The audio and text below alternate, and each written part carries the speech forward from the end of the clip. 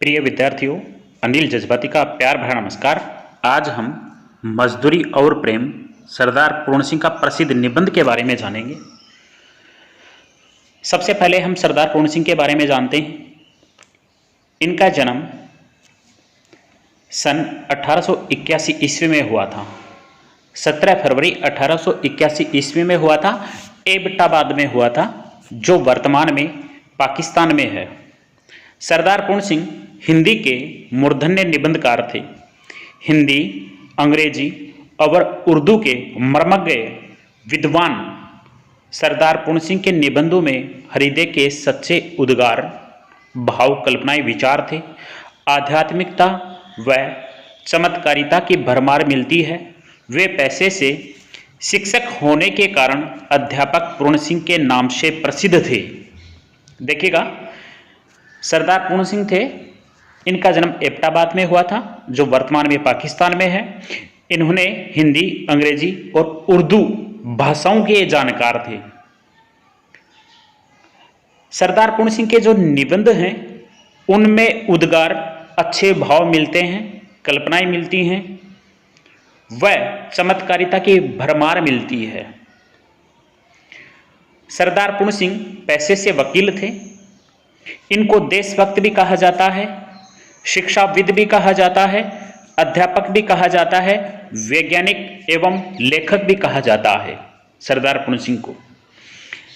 आगे देखिए, सरदार पूर्ण सिंह ने हिंदी में कुल 6 निबंध लिखे, जो इस प्रकार हैं। सच्ची वीरता, आचरण की सभ्यता। सच्ची वीरता 1909 में प्रकाशित की गई थी। आचरण की सभ्यता। मजदूरी और प्रेम 1912 में प्रकाशित हुआ था। अमेरिका का मस्तानी योगी वाल्ट विटमैन, कन्यादान 1919 में प्रकाशित हुआ। और पवित्रता। अपने इन 6 निबंधों से ही सरदार पूर्ण सिंह जी ने हिंदी गद्य साहित्य के क्षेत्र में अपना गौरवपूर्ण स्थान बना लिया। यानी कहना चाहते हैं कि इनके जो 6 निबंध थे, उन 6 निबंधों के कारण से ही सरदार पूर्ण सिंह ने हिंदी साहित्य में अपना एक क्षेत्र बना लिया था, अपना एक वर्चस्व बना लिया था। सरदार पूर्ण सिंह के निबंधों में उदाहरण, दृष्टांत व उद्बोधन शक्ति अत्यंत प्रभावशाली है। विचारों की मौलिकता, भावों की गहनता, शैली की सजीवता और भाषा की शक्तिमता की दृष्टि से उनके भावात्मक निबंध अद्वितीय हैं। चित्रात्मकता और प्रवाह पूर्णता इनका विशिष्ट गुण है। शब्द चयन में लाक्षणिकता का गुण विद्यमान है। इनके बारे में और बता देता हूं। इन्होंने जापान में 3 वर्ष तक अध्ययन किया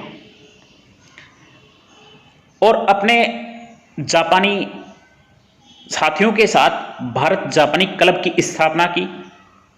बाद में ये जब भारत आए तो देहरादून की एक कॉलेज में अध्यापन का कार्य किया।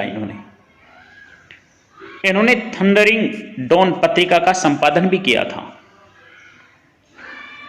आगे देखें, प्रस्तुत निबंध मजदूरी और प्रेम में मेहनत कश लोगों के श्रम और उसके सच्चे मूल्य की विवेचना की गई है। किसान का खेती करना, गडरिया का भेड़ चराना या किसी मजदूर द्वारा किए गए कार्य का मूल्य केवल पैसे से नहीं आंका जा सकता है। इन श्रमशील लोगों की साधना, महानता व त्याग का मूल्य उनके प्रति प्रेम व सम्मान व्यक्त करके ही चुकाया जा सकता है। हमारा यह कर्तव्य बनता है कि इनके प्रति श्रद्धा एवं स्नेह का भाव अपने हृदय में रखें। यानी सदा अपने हृदय में उनके प्रति भावनाएं रखें, श्रद्धा रखें, भाव रखें, विचार रखें और इनसे प्रेम बनाए रखें। ईश्वर के सच्चे प्रतिनिधि वही हैं जो कठोर श्रम करते हैं, मेहनत करते हैं तथा सज्जनता और ईमानदारी से जीवन व्यतीत करते हैं। देखिएगा, पहला जो मजदूरी और प्रेम जो निबंध है, इसमें पहला आता है हल चलाने वाले का जीवन। तो हम सबसे पहले हल चलाने वाले के जीवन के बारे में जानेंगे। हल चलाने वाले और भेड़ चराने वाले प्राय स्वभाव से साधु होते हैं। हल चलाने वाले और भेड़ चराने वाले जो होते हैं वो लगभग स्वभाव से क्या होते हैं, साधु होते हैं। हल चलाने वाले अपने शरीर का हवन क्या करते हैं, हल चलाने वाले हैं वो अपने शरीर का हवन क्या करते हैं, यानी वो मेहनत किया करते हैं। खेत उनकी हवनशाला है। हल चलाने वाला कौन होता है, किसान होता है, तो खेत उनकी हवनशाला है, यानी जो खेत है वो किसानों की हवनशाला है। उनके हवन कुंड की ज्वाला की किरणें चावल के लंबे और सफेद दानों के रूप में निकलती है। देखिएगा यहाँ क्या बताया गया, उनके हवन कुंड की ज्वाला, जिस प्रकार से हवन कुंड होता है उस हवन कुंड में अग्नि प्रज्वलित की जाती है, जलाई जाती है, तो उससे जो लाल लाल किरणें निकलती हैं, अग्नि निकलती है, उसी के समान चावल के लंबे और सफेद दानों के रूप में निकलते हैं। उसी के समान जो चावल है जो सफेद दाने के रूप में निकलते हैं, गेहूं के लाल लाल दाने अग्नि की चिंगारियों की डाली सी हैं। देखिएगा गेहूं के जो लाल लाल जो दाने होते हैं, यानी गेहूं होता है वो गेरू रंग का होता है, गेहुआ रंग का होता है, तो उसकी जो दाने होते हैं वो अग्नि के समान होते हैं। जो अग्नि होती है उसकी जो लौ होती है उसके समान होते हैं।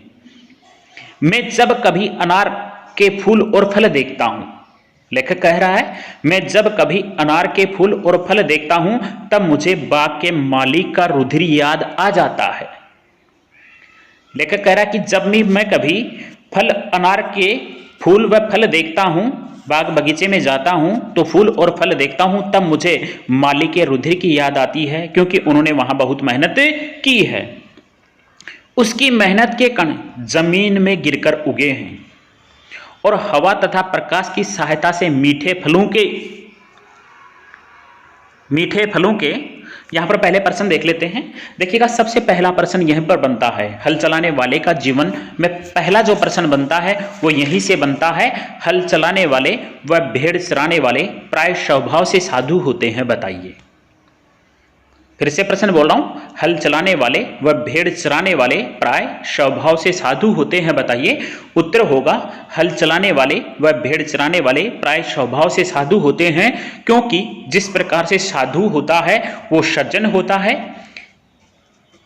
सहनशील होता है, दूसरों से प्रेम करने वाला होता है, उसी प्रकार से जो भेड़ चराने वाला होता है वह भी सज्जन होता है, सहनशील होता है, वह दूसरे व्यक्तियों से प्रेम करने वाला होता है। इसलिए हल चलाने वाले व भेड़ चराने वाले प्राय स्वभाव से साधु होते हैं। अगला प्रश्न देखें, तो खेत उनकी हवनशाला है। खेत को किनकी हवनशाला बताया गया है? प्रश्न होगा खेत को किनकी हवनशाला बताया गया है? उत्तर होगा खेत को किसानों की हवनशाला बताया गया है या हल चलाने वाले की हवनशाला बताया गया है, क्योंकि किसान वहां पर दिन रात मेहनत करता है। अगला प्रश्न देखें, लेखक को बाग के मालिक का रुधिर क्यों याद आता है? अगला प्रश्न यहां पर बनता है, लेखक को बाग का जो माली है उसका जो रुधिर है वह क्यों याद आता है? उत्तर होगा लेखक को बाग के माली का रुधिर इसलिए याद आता है कि जो माली है उसने वहां पर बहुत मेहनत की है, बाग बगीचे में उसने अपना पसीना बहाया है, वो पसीना ही उसका क्या है, खून के समान है, वो पसीना उसके लिए क्या है, खून है, जिसके कारण से अब वह आम आदमियों को या लोगों को क्या दे रहा है, फूल और फल देता है। इसलिए बाग के मालिक का रुधिर याद आता है, जिसने दिन रात वहां पर बहुत मेहनत की है और अपना पसीना है वह बहाया है, इसलिए उसे लेखक को बाग के मालिक का रुधिर याद आता है। अगला प्रश्न देखिए, आगे देखिए, मीठे फलों के रूप में नजर आ रहे हैं, किसान मुझे अन्न में, फूल में, फल में आहुति देता हुआ सा दिखाई पड़ता है। देखिएगा फिर से, किसान मुझे अन्न में, फूल में, फल में आहुति देता हुआ सा दिखाई पड़ता है, यानी यहाँ पर क्या कहना चाह रहे हैं? यहाँ पर कहना चाह रहे हैं कि किसान है वह अन्न पैदा करने में, फूल पैदा करने में और फल पैदा करने में बहुत मेहनत करता है। कहते हैं कि ब्रह्माहुति से जगत पैदा हुआ है, ब्रह्मा जी की आहुति से जगत पैदा हुआ है, जगत का निर्माण हुआ है। अन्न पैदा करने में किसान भी ब्रह्मा के समान है। अन्न पैदा करने में किसान किसके सम्मान है? ब्रह्मा जी के सम्मान है। देखिएगा यहाँ पर प्रश्न किस प्रकार से बनता है। प्रश्न होगा, लेखक को किसान किन किन में आहुति देता नजर आता है? मजदूरी और प्रेम पाठ के आधार पर बताइए कि लेखक को किसान किन किन में आहुति देता हुआ नजर आता है। तो उत्तर होगा, मजदूरी और प्रेम पाठ के आधार पर हम बता सकते हैं कि किसान मुझे अन्न में, फूल में, फल में आहुति देता हुआ नजर आता है। अगला प्रश्न देखिए, अन्न पैदा करने में किसान किसके सम्मान है? अन्न पैदा करने में किसान किसके सम्मान है? उत्तर होगा, अन्न पैदा करने में किसान ब्रह्मा जी के सम्मान है। अगला प्रश्न यहां पर देखें, जो संसार है उसको किसने पैदा किया, या किसके कारण से संसार का निर्माण हुआ? उत्तर होगा, ब्रह्मा जी की आहुति से, ब्रह्मा जी की आहुति से। आगे देखो, अन्न पैदा करने में किसान ब्रह्मा जी के समान है, यानी किसान को किसके समान बताया गया है? ब्रह्मा जी के। खेती उसके ईश्वरीय प्रेम का केंद्र है, उसका सारा जीवन पत्ते पत्ते में, फूल फूल में, फल फल में बिखर रहा है। वृक्षों की तरह उसका भी जीवन एक प्रकार मौन जीवन है। किसान का जो जीवन है वह बिल्कुल मौन जीवन है, शांत जीवन है, यानी किसान अपने खेत में दिन रात मेहनत करता रहता है। वायु, जल, पृथ्वी, तेज और आकाश, निरोगिता इसी के हिस्से में है। यहां पर प्रश्न बनता है कि 5 तत्व कौन से हैं? 5 तत्व कौन से माने गए हैं? वायु, जल, पृथ्वी, तेज और आकाश इसी के हिस्से में है, यानी किसान के हिस्से में है। विद्या यह नहीं पढ़ा है, किसान है वह अनपढ़ है, उसने अध्ययन नहीं किया है। जप और तप यह नहीं करता है, जप और तप भी यह नहीं करता है। संध्या वंदनानी इसे नहीं आती है, संध्या काल की जो पूजा है, पाठ है, वह भी इसे नहीं आता है। ज्ञान ध्यान का इसे पता नहीं है। मंदिर मस्जिद गिरजे से इसे कोई सरोकार लेना देना नहीं है, नहीं है मंदिर जाता है, मस्जिद जाता है और गिरजे से इसे कोई लेना देना नहीं है। केवल साग पात खाकर ही अपनी भूख निवारण कर लेता है, केवल साग पात खाकर के ही अपनी भूख को मिटा लेता है। ठंडे चश्मों में, चश्मे का अर्थ होता है झरना, ठंडे झरनों और बहती हुई नदियों के शीतल जल से अपनी प्यास बुझा लेता है। यानी किसान है वह ठंडे झरने से बहता हुआ पानी या बहती हुई नदी से अपनी प्यास बुझा लेता है। प्रातःकाल उठकर यह अपने हल बैलों को नमस्कार करता है, प्रातःकाल उठकर वह अपने हल बैलों को नमस्कार करता है। मैं प्रश्न फिर बाद में बता दूंगा, एक बार पढ़ा लेता हूं। और हल जोतने चल देता है, दोपहर की धूप इसे भाती है, यानी दोपहर की जो धूप है वह उसे बहुत अच्छी लगती है। इसके बच्चे मिट्टी ही में खेल खेल कर बड़े हो जाते हैं, किसान के बच्चे मिट्टी में खेल खेल कर बड़े हो जाते हैं। इसको और इसके परिवार को बैल और गायों से प्रेम है। किसान और यानी देखिएगा, इसको और इसके परिवार को, यानी किसान को और इसके परिवार को बैल और गायों से प्रेम है। तो यहां पर प्रश्न बनता है, किसान को किससे प्रेम है? उत्तर होगा, बैल और गांव के लोगों से प्रेम है। इससे पहले और प्रश्न बता देता हूं मैं, किसान ईश्वर पूजा किस प्रकार से करता है? यहां पर प्रश्न देखें तो प्रश्न होगा, किसान ईश्वर पूजा किस प्रकार से करता है? उत्तर होगा, किसान पढ़ा लिखा नहीं है, जप तप नहीं करता है, संध्या वंदना उसे आती नहीं है, मंदिर मस्जिद गिरजे में वह जाता नहीं है, केवल साग पात खाकर अपनी भूख का निवारण कर लेता है, ठंडे चश्मों या बहती हुई नदियों से शीतल जल ग्रहण करता है, और वह दिन रात अपने खेत में मेहनत करता है, परिश्रम करता है। वो परिश्रम ही किसान के लिए क्या है? सच्ची ईश्वर पूजा है। यानी किसान का कार्य है मेहनत करना, और वह किसान है वह दिन रात मेहनत करता है, और वह मेहनत ही उसके लिए सच्ची ईश्वर पूजा है। प्रातःकाल उठकर यह अपने हल बैलों को नमस्कार करता है। यहां पर होगा, किसान प्रातःकाल उठकर क्या करता है? उत्तर होगा, किसान प्रातःकाल उठकर अपने हल बैलों को नमस्कार करता है और हल जोतने चल देता है, खेत में चल देता है हल जोतने के लिए।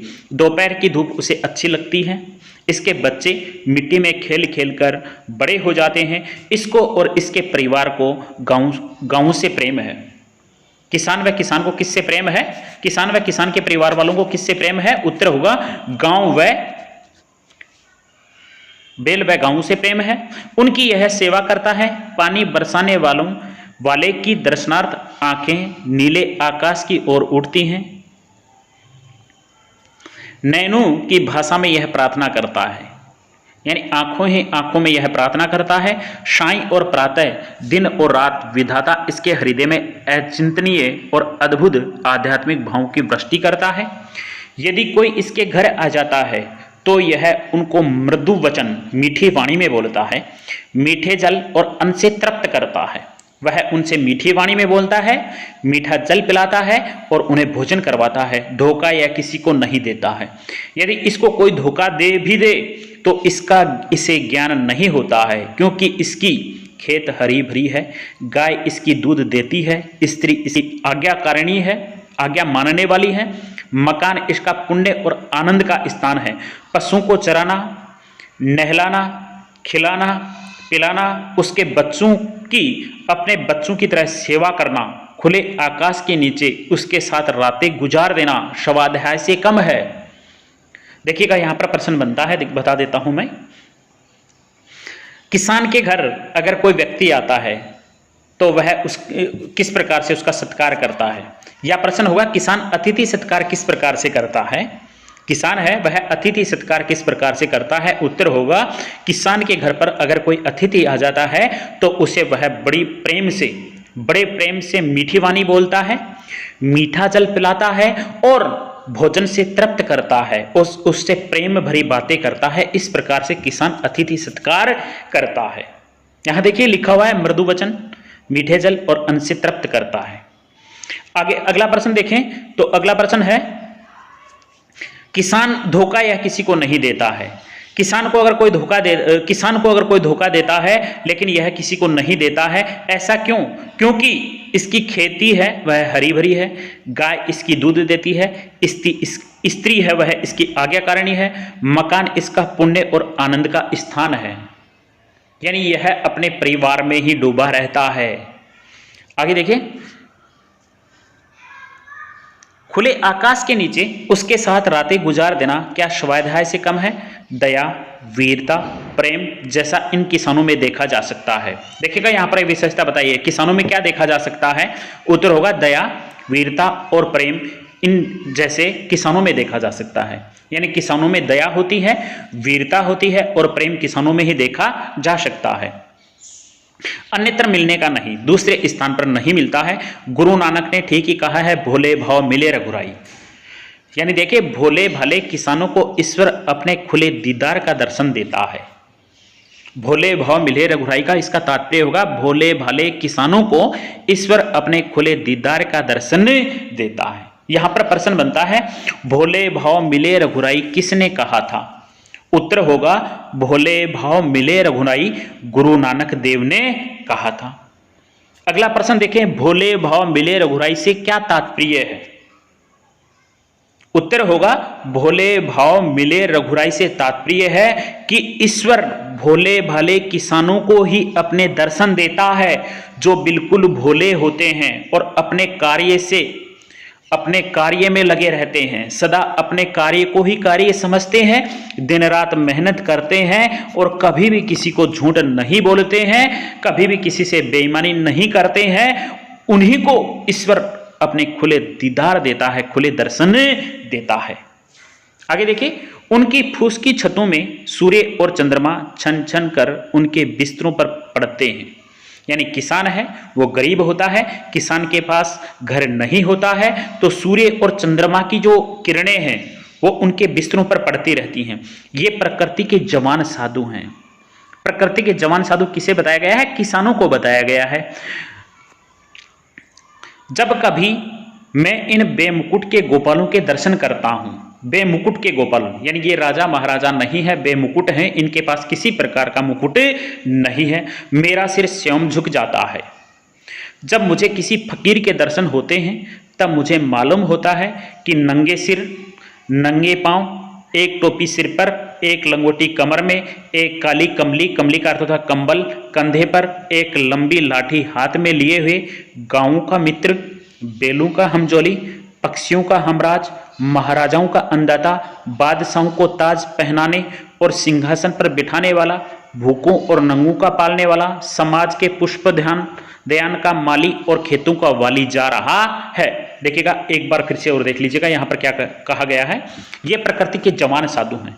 किसान है वह क्या है? प्रकृति का जवान साधु है। किस प्रकार से देखिए, यानी किसान है वह महाराजाओं को अंदाता है, यानी जो महाराज हैं उनको भी अन्न देने वाला है। किसान है वह नंगे सिर रहता है, नंगे पांव रहता है, एक टोपी सिर पर, किसान है वह एक टोपी सिर पर रखता है, एक लंगोटी कमर में पहने हुए होता है, एक काली कमली कंधे पर, और उसके कंधे के ऊपर एक कमली का होता कंबल, उसके कंधे के ऊपर एक काली कंबल पड़ी रहती है। एक लंबी लाठी हाथ में, एक लाठी होती है जो उसके हाथ में होती है। गांव का मित्र, गांव के जो लोग हैं उनका मित्र होता है। बेलों का हमजोली, बेल हैं उनका भी मित्र होता है। पक्षियों का हमराज, पक्षियों का साथी होता है। महाराजाओं का अन्नदाता, महाराजाओं को अन्न देने वाला होता है। बादशाहों का ताज पहनाने वाला, बादशाहों को भी ताज पहनाने वाला होता है। सिंहासन पर बैठाने वाला, सिंहासन पर बैठाने वाला यानी बादशाह बनाने के लिए सिंहासन पर बैठाने वाला, भूखों और नंगों को पालने वाला, गरीबों को पालने वाला, समाज के पुष्प ध्यानों का माली और वाली, खेतों का वाली जा रहा है। यानी अगर यहां पर देखें तो प्रश्न पूछ लिया जाता है कि मजदूरी और प्रेम पाठ के आधार पर किसान का वर्णन अपने शब्दों में कीजिए। उत्तर होगा मजदूरी और प्रेम पाठ के आधार पर हम बता सकते हैं कि किसान है वह दिन रात अपने खेत में परिश्रम करता है, मेहनत करता है। किसान के बारे में हम बता सकते हैं कि वह नंगे सिर रहता है, नंगे पांव रहता है, एक टोपी सिर पर रहती है, एक लंगोटी पहने हुए होता है, एक काली कंबल होती है जिसको अपने कंधे पर डाले हुए रहता है, एक लंबी लाठी उसके हाथ में होती है। वह गांव का मित्र होता है, बैलों का साथी होता है, पक्षियों का हमराज होता है, महाराजाओं का अन्नदाता होता है और बादशाहों को ताज पहनाने वाला किसान ही होता है। प्यारे विद्यार्थियों, यहां पर अपना मजदूरी और प्रेम निबंध में से पहला जो हल चलाने वाले का जो जीवन है वह यहां समाप्त होता है। अब आगे देखिए,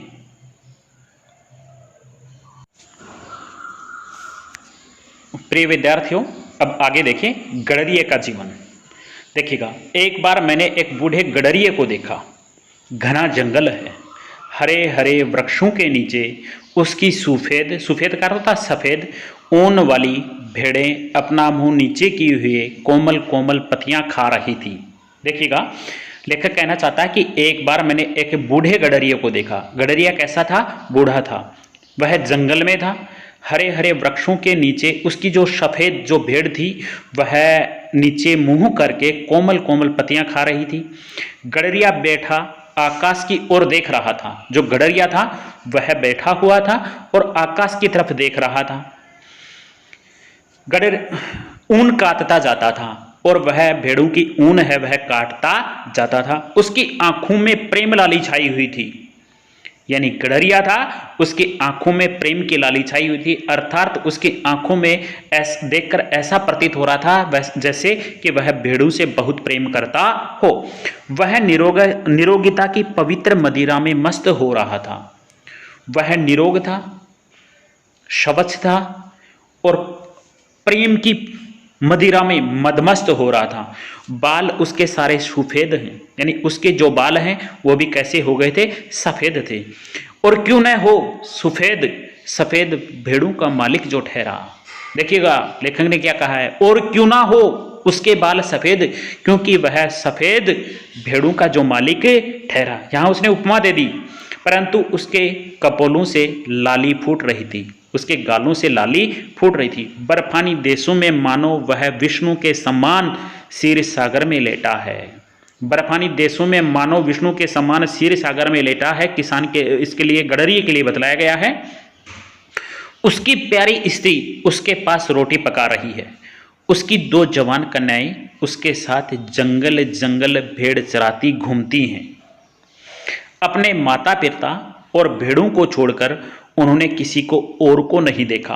यानी उनकी जो लड़कियां हैं उन्होंने किसी दूसरे को नहीं देखा, सिर्फ अपने माता पिता को छोड़ करके। यहां पर देखिएगा प्रश्न बता देते हैं। यहां पर पहला प्रश्न देखें तो गडरिया का वर्णन अपने शब्दों में कीजिए।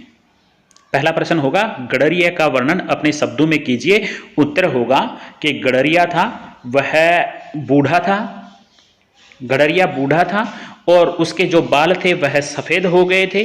वह जंगल में बैठा हुआ था, खुले आसमान के नीचे था और अपने भेड़ों की ऊन है वह काट रहा था। उसकी आंखों में प्रेम की लाली छाई हुई थी और यही नहीं, उसकी पत्नी थी वह भी उनके पास बैठी हुई थी और रोटी पका रही थी। यहां पर प्रश्न देखें तो गडरिया की जो पत्नी थी वह क्या कर रही थी। मजदूरी और प्रेम पाठ के आधार पर बताइए कि गडरिया की पत्नी है वह क्या कर रही थी। उत्तर होगा कि उसकी जो पत्नी थी वह गडरिया के पास बैठी हुई थी और रोटी पका रही थी। और उसके बाद में भी देखें, अगर अगला प्रश्न देखें तो ये देखेंगे कि गडरिया है उसकी कितनी जवान कन्याएं थी। उत्तर होगा गडरिया है उसकी 2 जवान कन्याएं थी जो सिर्फ अपने माता पिता के अलावा किसी को नहीं जानती थी। अब आगे देखिए, बेमकान है, घर इनका बेघर है, ये लोग बेनाम और बेपता है। देखिएगा यहां पर बेमकान यानी इनके पास किसी प्रकार का मकान नहीं है। घर इनका बेघर है, इनके पास घर नहीं है, बेघर है, बिखरा हुआ घर है। ये लोग बेनाम हैं, इनका किसी भी प्रकार का नाम नहीं है और ये बेपता है, इनके पास अपने घर का स्थायी पता भी नहीं है। एक बार फिर से देखिए, बेमकान है, घर इनका बेघर है, ये लोग बेनाम और बेपता हैं। ये किसके लिए कहा गया है? गडरिया के लिए कहा गया है। क्यों कहा गया है? क्योंकि गडरिया जो होता है उसका स्थायित्व नहीं होता है, उसका स्थायी घर नहीं होता है। इनका घर बेमकान है यानी इनके पास किसी भी प्रकार का घर नहीं होता है। ये लोग बेनाम हैं, इनका नाम भी नहीं होता है और इनका स्थायी पता भी नहीं होता है। देखिएगा एक शेर कहा गया है, किसी के घर में न घर कर बैठना इस दारे फानी में, ठिकाना बेठिकाना और मक्का बरला मक्का रखना। एक बार फिर से देखिए, किसी के घर में न घर कर बैठना इस दारे फानी में, ठिकाना बेठिकाना और मक्का बरला मक्का रखना। यहां पर देखिए ला जो आया है वो उर्दू का उपसर्ग है जिसका अर्थ होता है नहीं, जिसका अर्थ होगा नहीं। इसका मैं पूरा अर्थ बताता हूं। जैसे इसका अर्थ होगा कि कभी भी किसी के घर में स्थायी घर नहीं बनाना चाहिए, कभी भी किसी के घर में स्थायी घर नहीं बनाना चाहिए, कभी भी किसी के घर में जाकर के स्थायित्व नहीं रहना चाहिए। या कह सकते हैं कि घर में कभी भी घर कर बैठना नहीं चाहिए, अर्थात कभी भी किसी से दिल लगी नहीं करनी चाहिए। घर के घर में न घर कर बैठना इस दारे फानी में, ठिकाना बेठिकाना और मक्का बरला मक्का रखना। यानी विपरीत समय में किसी के घर में भी मत बैठ जाना, विपरीत समय में किसी के घर में मत बैठ जाना। बिना मकान का ठिकाना है, ठिकाना बेठिकाना यानी इनका बिना मकान का ठिकाना है। यानी जो गडरिया है वो सबसे मुक्त है, जो गडरिया है वो सबसे मुक्त है। आगे देखिए, इस दिव्य परिवार को कुटी की जरूरत नहीं है, इस दिव्य परिवार को कुटी की घर की झोपड़ी की जरूरत नहीं है। जहां जाते हैं एक घास की घास की झोपड़ी बना लेते हैं। ये जहां पर भी जाते हैं एक झोपड़ी बना लेते हैं। दिन को सूर्य, रात को तारागण इनके सखा होते हैं। सखा का अर्थ मित्र, सहायक। देखिएगा यहां पर प्रश्न बनता है कि जो गडरिया है उनका सूर्य, जो गडरिया है रात को और दिन का इनका सखा कौन होता है? तो उत्तर होगा कि जो गडरिया है उनके सूर्य है, दिन का सखा सूर्य होता है और रात का सखा तारागण होता है। अर्थात देखिए लेखक ने क्या कहा है, लेखक ने ये कहा कि इनकी जो झोपड़ी होती है उस झोपड़ी में सूर्य की किरणें, दिन में सूर्य की किरणें हैं वो झोपड़ी में आती रहती हैं, उसके अंदर से आती रहती हैं। और रात को जो तारे हैं उन तारों की जो रोशनी है वह इनके घर में आती रहती है। इसलिए दिन का तो सखा होता है सूर्य और रात का सखा होता है तारा। गडरिया की कन्याएं पर्वत के शिखर के ऊपर खड़ी हुई सूर्य का अस्त होना देख रही हैं।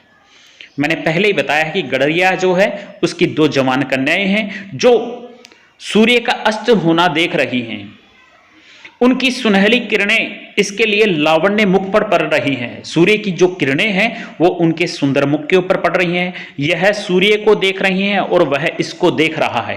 यानी सूर्य को, दोनों कन्याएं हैं वो सूर्य को देख रही हैं और सूर्य इन दोनों को देख रहा है। यहां पर देखिए मानवीकरण किया गया है। सूर्य इनको देख रहा है और वे दोनों सूर्य को देख रही हैं, तो यहां पर मानवीकरण किया गया है। आगे देखिए, हुए थे आंखों के कल इशारे, इधर हमारे उधर तुम्हारे, चले थे अश्कों के फंवारे, इधर हमारे उधर तुम्हारे। देखिएगा अश्क क्या होता है, अश्क का अर्थ होता है आंसू आना। हुए थे आंखों के कल इशारे, इधर हमारे उधर तुम्हारे, चले थे अश्कों के क्या फंवारे, इधर हमारे उधर तुम्हारे। देखिएगा यहां पर क्या अर्थ है, शेर बतलाया है। इसका अर्थ देखिए, जैसे जैसे मैंने तुम्हें देखा, जैसे जैसे मैंने तुम्हें देखा, आंखों आंखों के संकेत से हमारी बात हुई। देखिएगा आपने वो भी पढ़ा होगा, कहत नटत रिज्जत खिजत मिलत लजियात। तो जैसे जैसे मैंने आपको तुम्हें देखा या तुम्हें मैंने देखा तो संकेतों से बातें हुई। इस तरफ मैं रो रहा था, उस तरफ तुम रो रहे थे। इस तरफ मैं रो रहा था और उस तरफ तुम रो रहे थे। यहां पर रोना नहीं है। गडरिये की कन्याएं हैं, सूर्य को देखकर खुश हो रही हैं। यानी वो कहना चाह रहा है कि इधर सूर्य भी आपको देख रहा था और मैं भी सूर्य को देख रही थी। इधर मैं आपके लिए लालाई थी, भावनाएं उठ रही थी मेरे मन में, उधर तुम्हारे मन में मेरे लिए भावनाएं उठ रही थी। यानी हम दोनों हैं, वो आपको देख रहे थे और आप हमें देख रहे थे।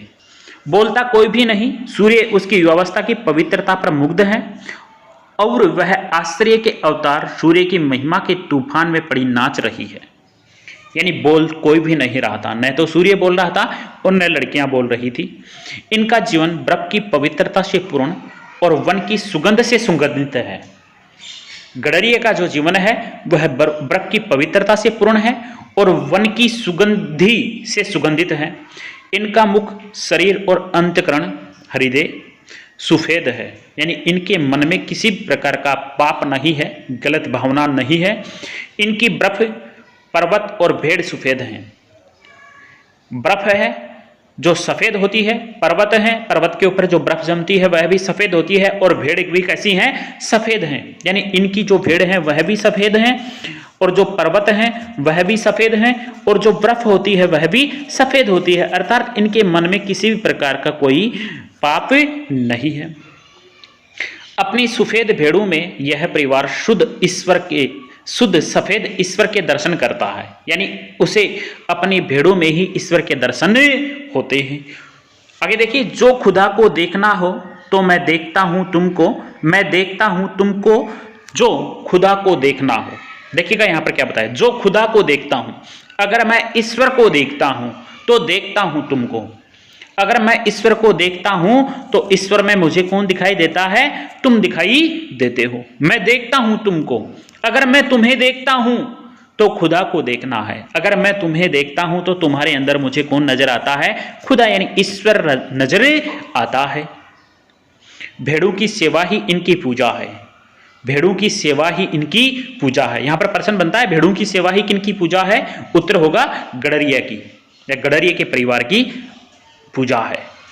जरा एक भेड़ बीमार हुई, तनिक एक भेड़ बीमार हुई, सब परिवार पर विपत्ति आ गई। अगर इनके घर में एक भेड़ बीमार हो जाती है तो पूरे परिवार पर विपत्ति आ जाती है। दिन रात उसके पास बैठे काट देते हैं। ये दिन रात उसके पास बैठ जाते हैं और दिन रात उसके पास बैठे बैठे काट देते हैं। उसे अधिक पीड़ा हुई। अगर भेड़ को अधिक पीड़ा हुई तो इन सब की आंखें शून्य आकाश में किसी को देखने लग जाती हैं। अगर कोई भेड़ है वह ज्यादा बीमार हो जाती है तो इनकी जो आंखें हैं वह आसमान में देखती हैं, ईश्वर की तरफ देखती हैं। यानी हे ईश्वर, इनको मोक्ष प्रदान करो। पता नहीं ये किसे बुलाती हैं, हाथ जोड़ने तक की इन्हें फुर्सत नहीं। पर हाँ, इन सब की आंखें किसी के आगे शब्द रहित, संकल्प रहित मौन प्रार्थना में खुली हैं। 2 रातें इसी तरह गुजर गई। इनकी भेड़ सब अच्छी है, इनके घर मंगल हो रहा है। इनके घर मंगल हो रहा है। यहां पर एक प्रश्न मैं बता देता हूं, प्रश्न पूछ लेते हैं। मजदूरी और प्रेम पाठ के आधार पे गडरिये के परिवार का वर्णन अपने शब्दों में कीजिए। उत्तर होगा, जो गडरिया था वह बूढ़ा व्यक्ति था, उसके बाल थे वह सफ़ेद हो गए थे, वह अपनी भेड़ों की ऊन काट रहा था, उसकी पत्नी थी वह उनके पास बैठी हुई थी और रोटी बना रही थी। गडरिया है, उसकी 2 जवान कन्याएं थी जो सूर्य का अस्त होना देख रही थी। गडरिया है वह, उसका परिवार है, वह अपनी भेड़ों की पूजा करता है, अर्थात वह भेड़ों से बहुत प्रेम करता है। आगे देखें, अब अगला प्रश्न देखें। देखो ये प्रश्न यहां से बन गया है, ये प्रश्न है यहां से कि इनकी भेड़ अब अच्छी है, इनके घर मंगल हो रहा है। प्रश्न बनेगा कि मजदूरी और प्रेम पाठ के आधार पर बताइए कि जब गडरिये के घर पर जब भेड़ सही हुई तो उनके घर में किस प्रकार से क्या हो रहा था। तो उत्तर होगा कि इनके घर सब मंगल ही मंगल हो रहा था। आगे देखें, सारा परिवार मिलकर गा रहा था। सारा परिवार है वह मिलकर गा रहा था। इतने में नीले आकाश पर बादल घिरे और झमझम बरसने लगे। इनके घर में भेड़ सही हो गई थी, बीमार थी लेकिन वह सही हुई, तो इनके जो परिवार है वह सब मिलकर गा रहा था। आकाश में बादल घिरे, वर्षा होने लगी, मानो प्रकृति के देवता भी, मानो इंद्र भगवान भी, देवता भी इनके आनंद से आनंदित हुए। बूढ़ा गडरिया आनंदित होकर नाचने लगा। वह कुछ कहता नहीं, रग रग उसकी नाच रही है। पिता को ऐसा सुखी देख दोनों कन्याओं ने एक दूसरे का हाथ पकड़कर पहाड़ी राग में आलापना प्रारंभ कर दिया। पहाड़ी राग में आलापना यानी गीत गाना प्रारंभ कर दिया। देखिएगा यहां पर प्रश्न बनता है कि गडरिये को देख करके उस दोनों कन्याएं क्या करने लगी।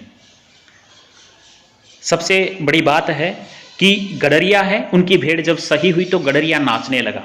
जैसे ही उसकी दोनों कन्याओं ने उसे देखा तो वह भी आनंदित हो गई और पिताजी को नाचता देखकर दोनों ने हाथ पकड़ करके पहाड़ी राग में गाना गाना प्रारंभ किया और दोनों नाचने लगी। साथ ही साथ धम धम थम थम नाच की उन्होंने धूम मचा दी। मेरी आंखों के सामने ब्रह्मानंद का समा बांध दिया। मेरी आंखों के सामने ब्रह्मानंद का समा बांध दिया। यहाँ पर प्रश्न बनता है, लेखक की आंखों के सामने ब्रह्मानंद का समा क्यों बंध गया। उत्तर होगा, लेखक की आंखों के सामने ब्रह्मानंद का समा इसलिए बंध गया कि उन्होंने गडरिये को देखा जो आनंदित था, उसकी दोनों कन्याओं को देखा जो अपने पिताजी को देख करके वह भी आनंदित होकर नाचने लग गई थी, इसलिए उसकी आंखों के सामने ब्रह्मानंद का समा बंध गया।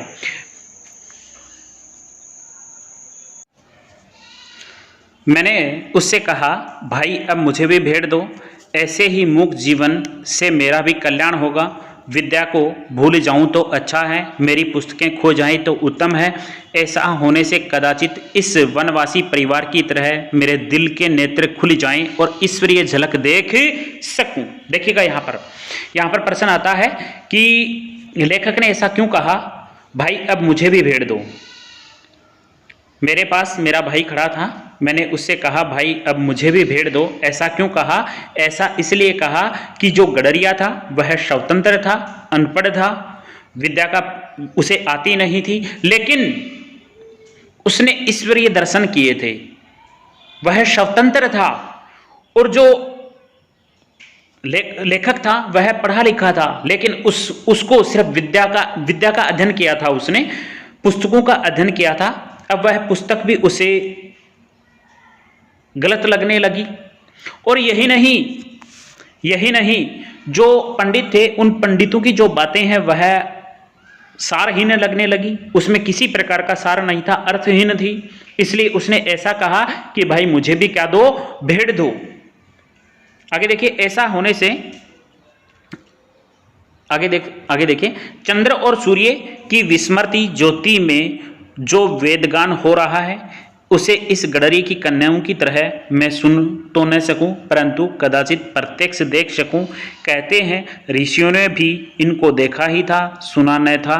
पंडितों की उठ टांग बातों से मेरा जी उगता गया। प्रकृति के मंद मंद हंसी में से अनपढ़ लोग ईश्वर के हंसते हुए होठ देख रहे हैं। पशुओं के अज्ञान में गंभीर ज्ञान छिपा हुआ है। इन लोगों के जीवन में अद्भुत आत्मानुभव भरा हुआ है। गडरिये के परिवार की प्रेम मजदूरी का मूल्य कौन दे सकता है। अब आगे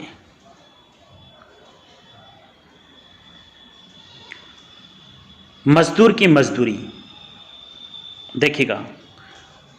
आपने 4 आने पैसे मजदूर के हाथ में रखकर कहा, यह लो दिन भर की अपनी मजदूरी। वाह क्या दिल लगी है, दिल को छूने वाली बात है। आपने 4 आने पैसे मजदूर के हाथ में रखकर कहा, यह लो दिन भर की अपनी मजदूरी। वाह क्या दिल लगी है। हाथ पांव सिर इत्यादि सबके सब अवयव उसने आपको अर्पण कर दिए थे। देखिएगा यहाँ पर बतलाया गया कि जब मजदूर आता है आपके घर पर कार्य करने के लिए, तो वह मजदूर आपको हाथ पांव सिर इत्यादि आंखें आपके कार्य में लगाता है। जो अवयव हैं, जो तत्व हैं, वह सब तत्व आपको वह दे देता है। ये सब चीजें उसकी तो थी ही नहीं, ये सब चीजें उसकी नहीं थी, ये तो ईश्वरीय पदार्थ थे, ईश्वर के द्वारा निर्मित पदार्थ थे। जो पैसे आपने उसको दिए वे भी आपके नहीं थे। जो पैसे मजदूरी के बदले में जो पैसे आपने उसको दिए वो भी आपके नहीं थे। वे तो पृथ्वी से निकले हुए धातु के टुकड़े थे। देखिएगा, वे तो पृथ्वी से निकले हुए धातु के टुकड़े थे, अतएव ईश्वर के निर्मित थे, यानी ईश्वर के द्वारा निर्मित थे। मजदूरी का ऋण तो परस्पर प्रेम सेवा से चूकता है। देखिएगा कितनी बड़ी बात कही है, मजदूरी का ऋण तो परस्पर प्रेम सेवा से चूकता है। यानी लेखक कहना चाहता है कि मजदूरी का जो ऋण है वह तो प्रेम करने से ही चूकता है। यहां पर प्रश्न बनता है, किसी मजदूर की मजदूरी रुपयों पैसों में क्यों नहीं दी जा सकती। किसी मजदूर की मजदूरी रुपयों पैसों में क्यों नहीं दी जा सकती। उत्तर होगा, किसी मजदूर की मजदूरी रुपयों पैसों में नहीं दी जा सकती, क्योंकि जो मजदूर हमारे यहाँ पर आता है वह हमें हाथ पांव सिर आंखें इत्यादि अवयव हमें देता है, और उसके बदले में हम उसको कुछ सिक्के देते हैं, कुछ रुपए देते हैं।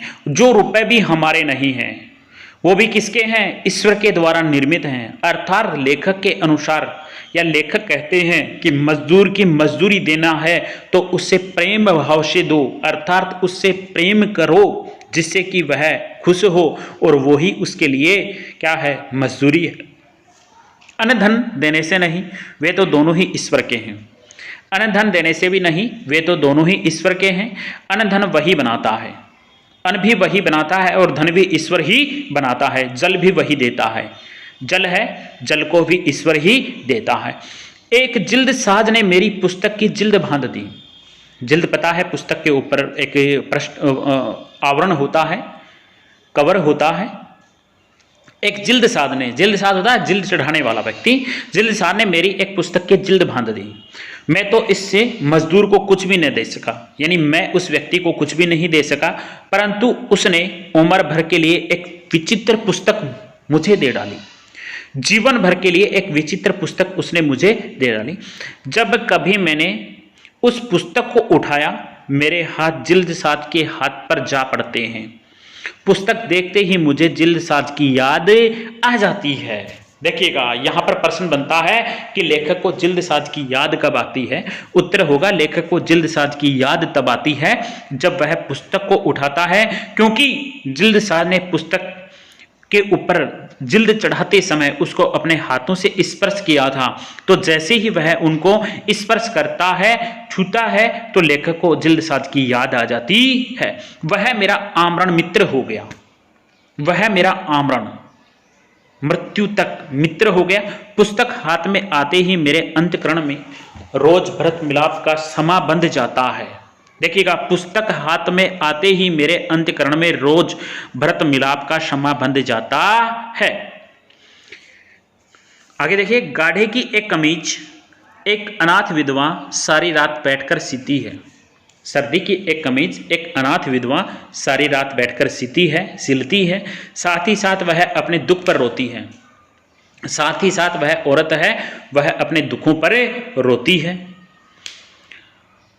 दिन को खाना नहीं मिला, उसे दिन को भी खाना नहीं मिला, रात को भी कुछ मैस करना हुआ, रात को भी कुछ विशेष खाना नहीं हुआ था। अब वह एक एक टाँके पर आशा करती है कि कमीज कल तैयार हो जाएगी, कमीज है वह कल तैयार हो जाएगी, तब कुछ तो खाने को मिलेगा, कमीज कल तैयार हो जाएगी तब उसे कुछ खाने को मिलेगा। जब वह थक जाती है, तब ठहर जाती है, रुक जाती है। यहाँ पर देखें, पहला प्रश्न देखेंगे, लेखक को भरत मिलाप का समा कब बंध जाता है? लेखक को भरत मिलाप का समा कब बन जाता है? उत्तर होगा, लेखक को भरत मिलाप का समा तब बनता है जब वह पुस्तक को अपने हाथ से स्पर्श करता है, उसे छूता है, तब उसे भरत मिलाप का समा बंध जाता है। अगला प्रश्न देखें, तो कमीज को अनाथ विधवा किस प्रकार सिल रही है? कमीज को अनाथ विधवा किस प्रकार से सिल रही है?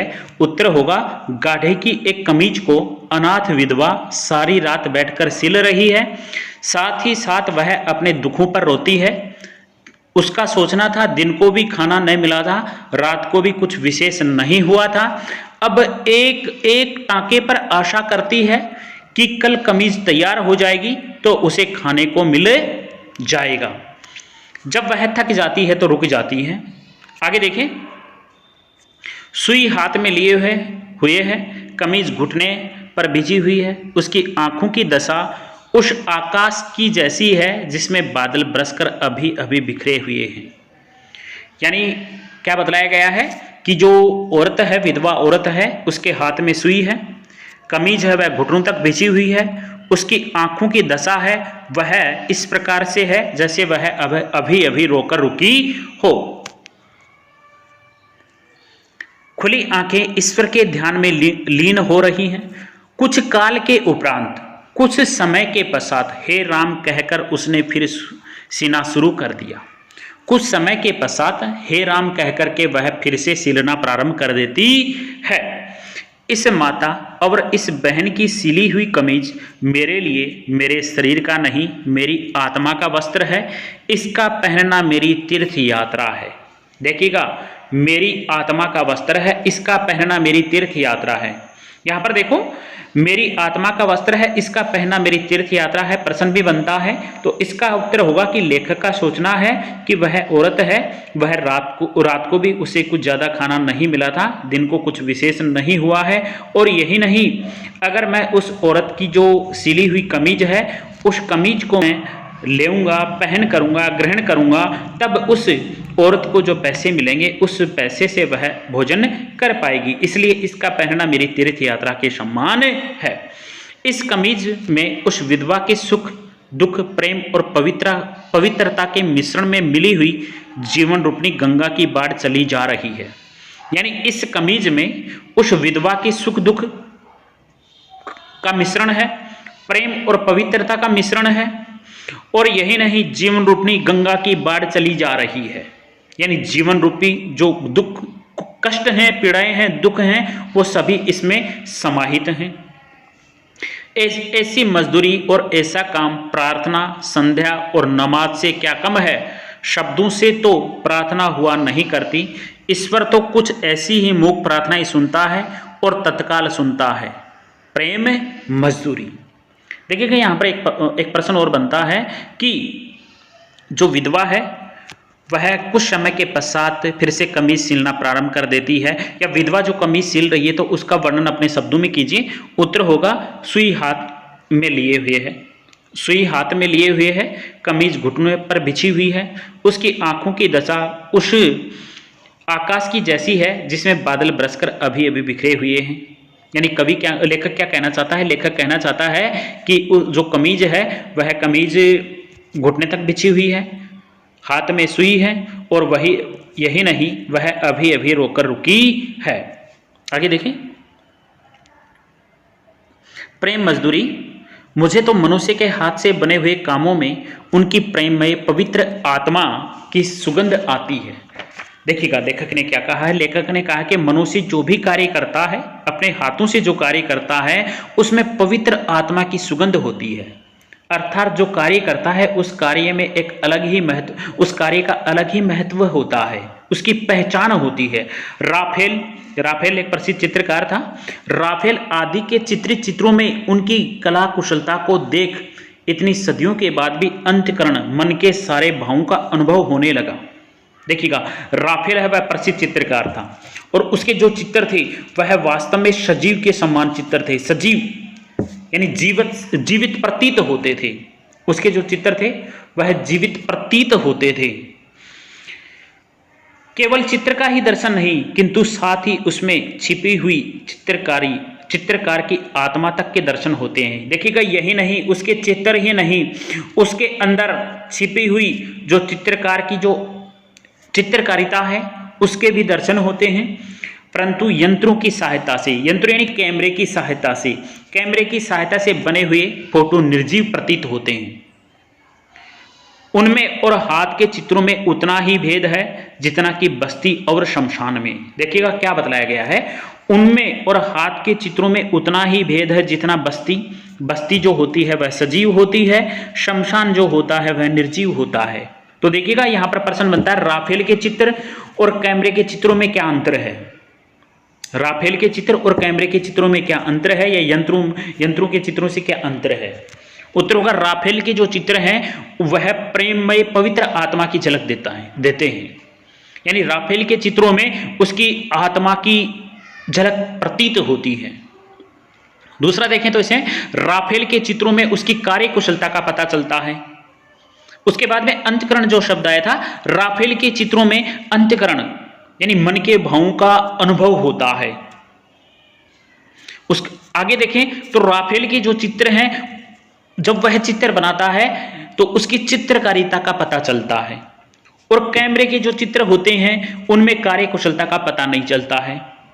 कैमरे के जो चित्र होते हैं वो मन भावनाओं के पर आधारित नहीं होते हैं।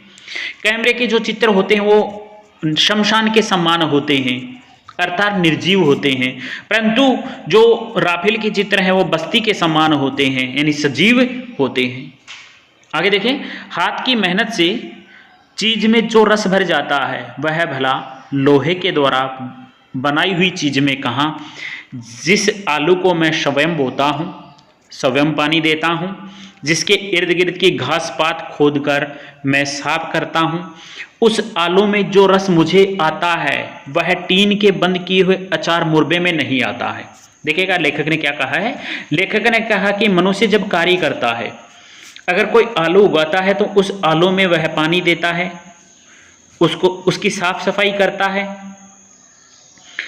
इर्द गिर्द में जो घास है उस घास को हटाता है, और जब वह तैयार हो जाता है तो उसका आलू का आनंद होता है वह सबसे ही अलग होता है।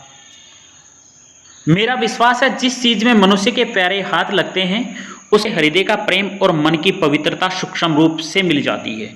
यानी जिस कार्य में मनुष्य के हाथ लगते हैं, जिस कार्य में मनुष्य के हाथ लगते हैं तो वह कार्य बहुत अच्छा हो जाता है। अर्थात मनुष्य जिस कार्य को करता है तो वह प्रेम पूर्वक उस कार्य को करता है।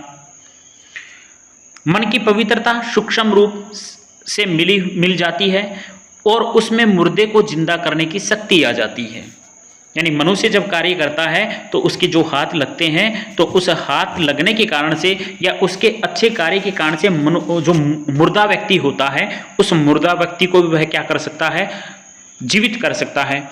होटल में बने हुए भोजन यहाँ नीरस होते हैं। देखिएगा, होटल में बने हुए भोजन नीरस होते हैं, यानी उसमें रस नहीं होता है, क्योंकि वहाँ मनुष्य मशीन बना दिया जाता है। होटल का जो भोजन होता है वह नीरस होता है क्योंकि वहाँ पर मनुष्य क्या बना दिया जाता है, मशीन बना दिया जाता है। परंतु अपनी प्रियतमा के हाथ से बने हुए रूखे सूखे भोजन में कितना रस होता है। जिस मिट्टी के घड़े को कंधों पर ला उठाकर मीलों दूर से उसमें प्रेममय मग्न, उसमें मेरी प्रेम मग्न। देखिएगा यहाँ पर एक प्रश्न बनता है कि होटल का भोजन नीरस क्यों होता है। उत्तर होगा होटल का भोजन नीरस इसलिए होता है क्योंकि वहां पर मनुष्य को मशीन बना दिया जाता है, अर्थात मनुष्य है वह कार्य तो करता है लेकिन बहुत जल्द करता है। जितना आनंद घर के भोजन में आना चाहिए उतना आनंद वहां पर नहीं आता है, और उस भोजन में मसाले डाल दिए जाते हैं जिसके कारण से वह खाने में तो स्वादिष्ट लगता है लेकिन उसमें जो रस आना चाहिए घर का वह रस उसमें आता नहीं है।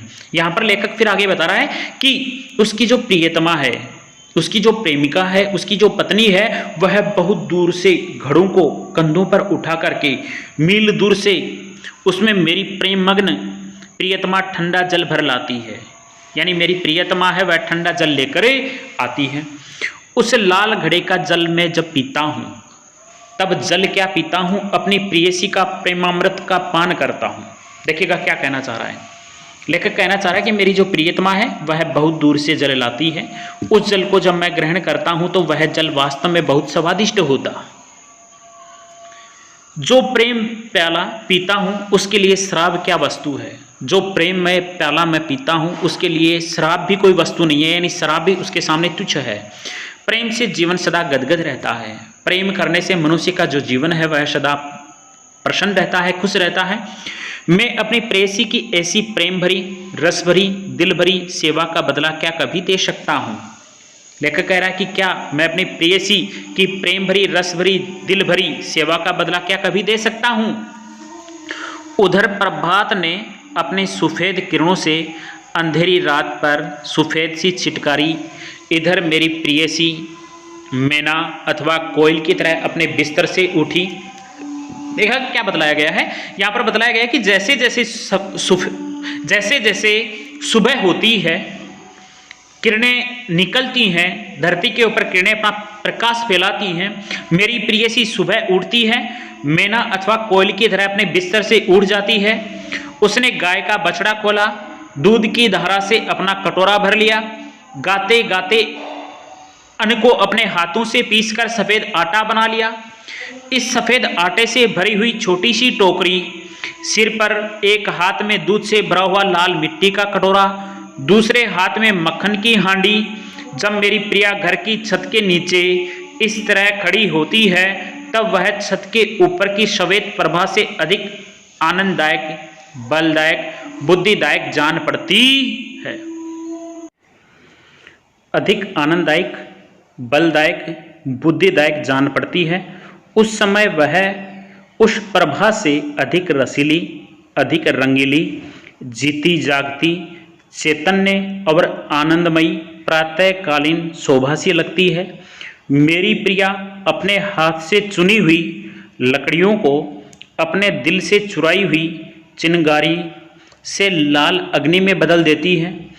जब वह आटे को छलनी से छानती है तब मुझे उसकी छलनी के नीचे एक अद्भुत ज्योति की लो नजर आती है।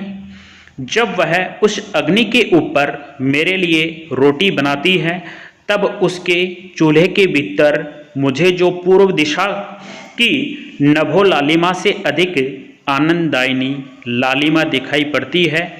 यह रोटी नहीं, कोई अमूल्य पदार्थ है। मेरे गुरु ने इस प्रेम से संयम करने का नाम योग रखा है, मेरा यही योग है। देखिएगा क्या बतलाया गया है, यहाँ पर लेखक ने अपनी प्रेयसी का वर्णन किया गया है कि उनकी जो प्रेयसी है वह बहुत दूर से जल लेकर आती है। जब मैं उसका जल पीता हूँ तो प्रेमामृत के समान होता है। उसके बाद में बतलाया है कि लेखक बतला रहा है कि मेरी प्रेयसी है वह सुबह बहुत जल्दी उठती है, मैना या कोयल की तरह बिस्तर से उठ जाती है। उठने के पश्चात वह गाय का बछड़ा खोलती है, दूध की धारा से कटोरा भर लेती है, गाते गाते अपने हाथों से अन्न पीसती है। उसके बाद आटे से टोकरी भर लेती है। एक हाथ में दूध से भरा हुआ लाल मिट्टी का कटोरा होता है, दूसरे हाथ में मक्खन की हांडी होती है और इस प्रकार से वह अपने घर का जो कार्य है वह करती है। यहाँ पर देखें तो एक प्रश्न बनता है, लेखक ने अपनी प्रेयसी का वर्णन किस प्रकार से किया है। यहाँ पर प्रश्न है, लेखक ने अपनी प्रियतमा का वर्णन किस प्रकार से किया है। उत्तर होगा, लेखक ने अपनी प्रियतमा का वर्णन निम्नलिखित या इस प्रकार से किया है कि जो उसकी जो प्रियतमा है वह सुबह जल्दी खड़ी होती है, बिस्तर छोड़ती है। मैना वह कोयल की तरह बिस्तर छोड़ देती है और वह खड़ी होने के पश्चात बछड़ा खोलती है, दूध की धारा से कटोरा भर लेती है, गाते गाते अन्न को अपने हाथों से पीसकर सफ़ेद आटा बना लेती है। और यही नहीं, छोटी सी टोकरी सिर पर रखती है, हाथ में दूध से भरा हुआ लाल मिट्टी का कटोरा होता है, दूसरे हाथ में मक्खन की हांडी होती है और बड़े प्रेम से अग्नि जलाती है और भोजन तैयार करती है। प्यारे विद्यार्थियों, अब आगे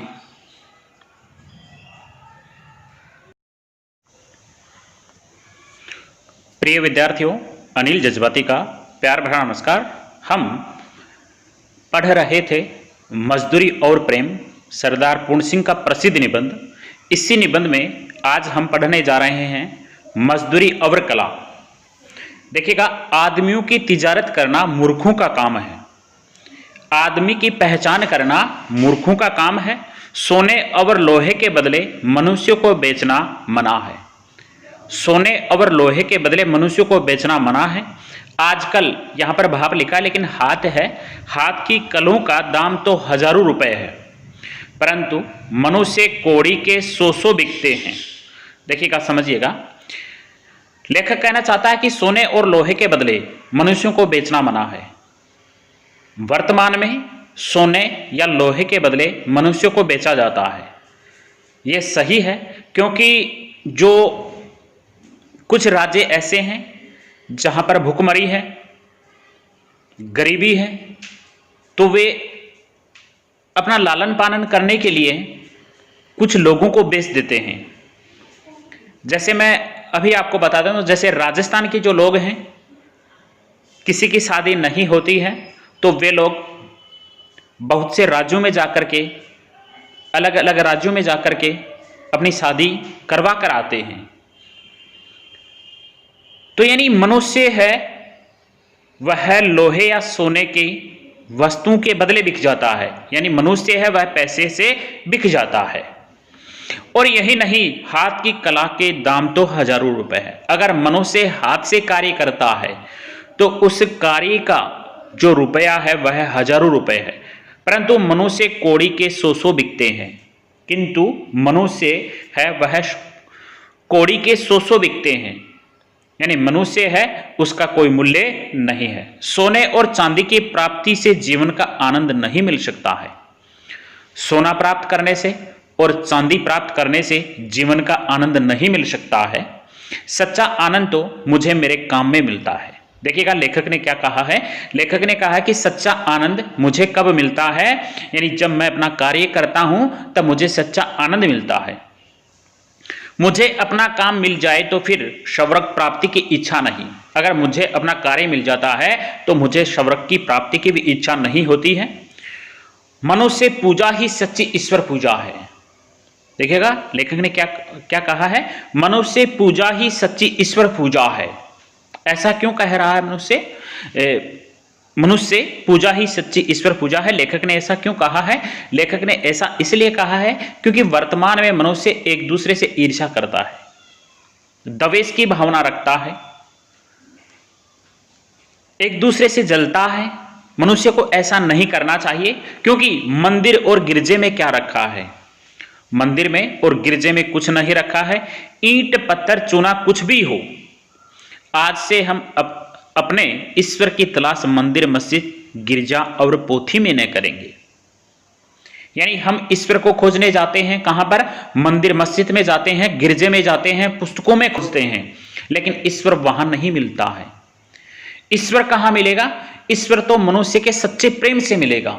अर्थात लेखक कहना चाहता है कि संसार के लोग मंदिर मस्जिद में जाते हैं, प्रार्थना करते हैं, नमाज अदा करते हैं और मनुष्य की उपेक्षा करते हैं, मनुष्य का तिरस्कार करते हैं, मनुष्य का अपमान करते हैं। मनुष्य पूजा तो ईश्वर प्राप्ति में ही है। अर्थात लेखक कहना चाहता है कि संसार के लोग मंदिर मस्जिद में जाते हैं, गिरजे में जाते हैं, नमाज अदा करते हैं और मनुष्य की उपेक्षा करते हैं, मनुष्य का तिरस्कार करते हैं। अर्थात मनुष्य से प्रेम करना चाहिए। जब आप मनुष्य से प्रेम करोगे तो सच्ची ईश्वर पूजा वही है। आगे देखिए, अब तो यही इरादा है, मनुष्य की अनमोल आत्मा में ईश्वर के दर्शन करेंगे, यही अर्थ है, यही कला है, यही धर्म है। मनुष्य और मनुष्य की मजदूरी का तिरस्कार करना नास्तिक है। मनुष्य और मनुष्य की जो मजदूरी है, अगर उसका हम तिरस्कार करते हैं, अपमान करते हैं, तो वह नास्तिकता है। बिना काम, बिना मजदूरी, बिना हाथ के कला कौशल के विचार और चिंतन किस काम के हैं। बिना काम अगर मनुष्य कार्य नहीं करता तो उसका कोई वर्चस्व नहीं है। बिना मजदूरी, मनुष्य को मजदूरी करनी चाहिए, बिना मजदूरी के भी उसका कोई वर्चस्व नहीं है। बिना हाथ के कला के कौशल, अगर मनुष्य अपने हाथों के द्वारा कोई भी कार्य नहीं करता तो भी उसका वर्चस्व नहीं है। सभी देशों के इतिहासों से सिद्ध है कि निकम्मे पादरियों, मौलवियों, पंडितों और साधुओं का दान के अन्न पर पला हुआ ईश्वर चिंतन अंत में पाप, आलस्य और भ्रष्टाचार में परिवर्तित हो जाता है। यानी जो पादरी होते हैं, निकम्मे पादरियों को, मौलवियों को, पंडितों को और साधुओं का, जो दिन रात ईश्वर के नाम पर दान लेते हैं, ईश्वर का चिंतन करते हैं, दान लेते हैं, इस प्रकार की जो हैं वो संसार में पाप के भागीदारी हैं। वे लोग आलस्य को ग्रहण कर रहे हैं और भ्रष्टाचार में उसे परिवर्तित कर रहे हैं।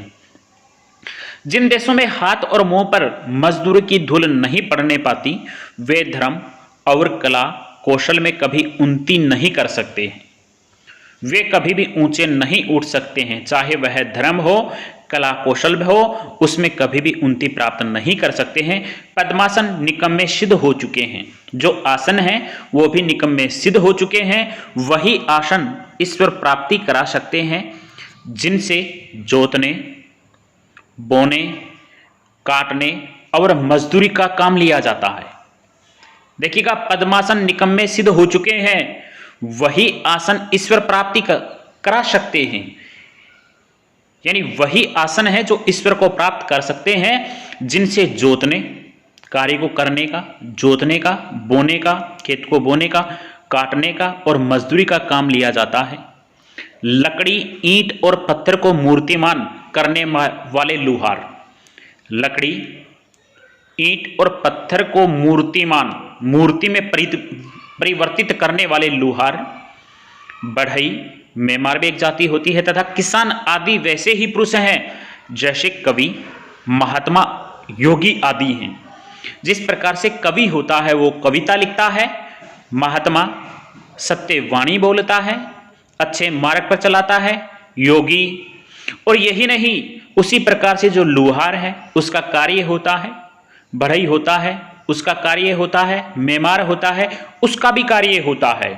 वे सभी अपने कार्य में अपना वर्चस्व रखते हैं, सभी कार्य अपना परिपूर्ण रूप से करते हैं और वे कभी भी अपने कार्य से दूर नहीं होते हैं।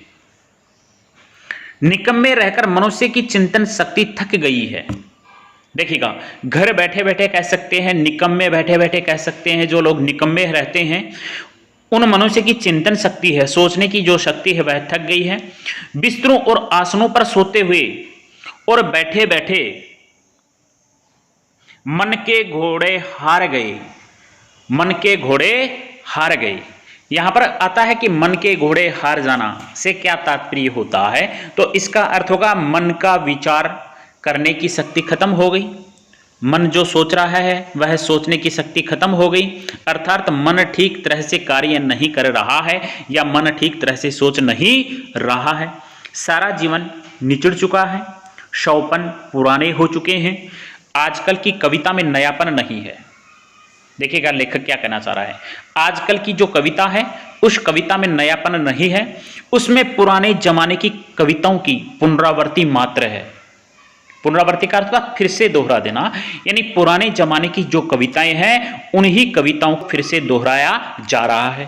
यहां पर मैं बता देता हूं, जैसे फिल्मी गाने हैं, उन फिल्मी गानों को भी फिर से नई धुन दे करके, झनकार बिट्स दे करके और फिर से उनको सामने ला रहे हैं।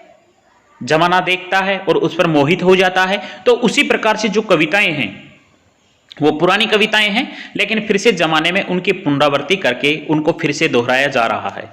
इस नकल में असल की पवित्रता और कुंवारेपन का अभाव है। अब तो एक नए प्रकार का कला कौशलपूर्ण संगीत साहित्य संसार में प्रचलित होने वाला है। यदि वह न प्रचलित हुआ तो मशीनों के पहियों के नीचे दबकर हमें मरा समझिए। यह नया साहित्य मजदूरों के हृदय से निकलेगा। देखिएगा लेखक ने क्या कहा है। लेखक ने कहा है कि नया साहित्य कहां से निकलेगा। नया साहित्य है वह कहां से निकलेगा। उत्तर है नया साहित्य मनुष्यों के हृदय से निकलेगा या मजदूरों के हृदय से निकलेगा। नया साहित्य मजदूरों के हृदय से निकलेगा। मजदूर जो होंगे वो मनुष्य ही तो होंगे, यानी मनुष्य के हृदय से निकलेगा, मजदूरों के हृदय से निकलेगा। उन मजदूरों के कंठ से नई कविता निकलेगी। और देखिएगा यहां पर प्रश्न आ गया, नई कविता कहां से निकलेगी। नई कविता है वह कहां से निकलेगी। उत्तर होगा नई कविता मनुष्य के या मजदूरों के कंठ से निकलेगी, जो अपना जीवन आनंद के साथ खेत की मेड़ों का, कपड़ों के तागों का, जूते के टांकों का, लकड़ी के रंगों का, पत्थर के नशों का भेदभाव दूर करेंगे। हाथ में कुल्हाड़ी, सिर पर टोकरी, नंगे सिर और नंगे पांव धूल से लिपटे और कीचड़ में रंगे हुए बेजुबान कवि जब जंगल में लकड़ी काटेंगे तब लकड़ी काटने का शब्द उनके असभ्य स्वरों से मिश्रित होकर वायुयान पर चढ़ 10 दिशाओं में ऐसा अद्भुत गान करेगा कि भविष्य के कलावंतों के लिए वही ध्रुपद और मल्हार का काम देगा। ध्रुपद और मल्हार जो है वह पुराना राग है। यहां पर एक प्रश्न और आता है 10 दिशाएं कौन सी हैं, तो उत्तर होगा 10 दिशाएं उत्तर पूर्व दक्षिण पश्चिम, अध्रव कोण, अग्नि कोण, नेत्र कोण, वायु कोण, ईशान कोण और अधः, ये 10 दिशाएं होती हैं।